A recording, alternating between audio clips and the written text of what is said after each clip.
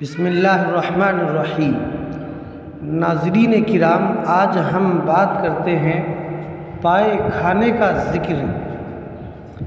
ام المؤمنین سیدہ عائشہ صدیقہ رضی اللہ عنہا فرماتی ہیں کہ ہم پائے اٹھا کر رکھ لیتی تھی۔ رسول اللہ صلی اللہ علیہ وسلم قربانی کے 15 دن بعد انہیں تناول فرماتے تھے۔ اس حدیث سے پائے کھانے کا ثبوت ملتا ہے۔ بعض روایات میں 15 اور بعض میں 1 ماہ کے بعد کھانے کا ذکر ملتا ہے۔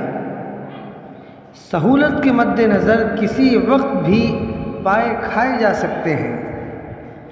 اللہ تعالی ہم سب کو کہنے سننے سے زیادہ عمل کی توفیق عطا فرمائے۔